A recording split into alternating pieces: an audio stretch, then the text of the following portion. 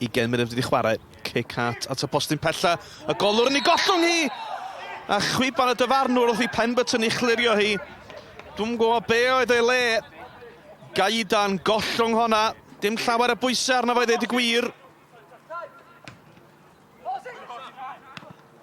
Hart, camgymeriad yn cyflwyno'r bêl i Danny Williams. A dyma Jack Wilson. Wilson yn taro'r postyn. Wel, mae'n wych weld Jack Wilson yn ôl wedi anaf. Dyw e heb sgorio eto ars dychwelyd. Mae mater amser fydd hi, mae rhywun yn teimlo. Jones. Nash yn codi ben. Amis yn gofyn amdani. Mae'r golwr di dod! O, mae Josh Amis wedi rhoi Fflint ar y blaen. Wedi 37 o funudau. I drydedd gol y tymor hwn. Gaida yn hir neb. Fe ddath e, fe geisiodd e bwnio. Ond yng nghefn y rhwyd mae'r bêl.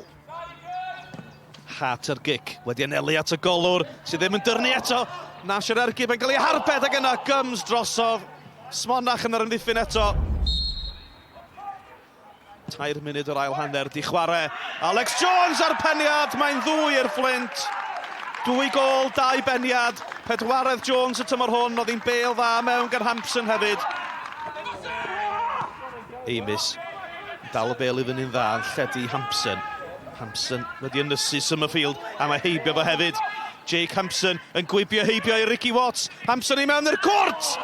O, a'i cloesiad neu ergyd oedd Amis yno. Hampson 19 oed mor gyffroes.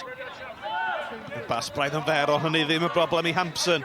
Jake Hampson i ben i lawr, mae'n ergydio, ac oedd angen yr arbediad hefyd. Wel, y chwaraewr ar 20 o gair yn dod o Academy Fflint ymreiddiol. 4 ar 15 oed, a mae hwn yn chwaraewr cyffroes, mae hwn yn ei wylio. I thought we started not quite as well as we should, or as well as we could have done, but we grew into the game. I think, we were on the back of 2 very tough games against Newtown and Haverfordwest away, so we wanted to get back to winning ways, and I think we started a bit tentatively in the first 20 minutes, but once we grew into the game and we started to rise in confidence and we started to get the game plan that we wanted to execute across, we looked a bit of a threat, and I felt that on another day, if we were a little bit more clinical in the final third, we probably could have run out more worthy winners.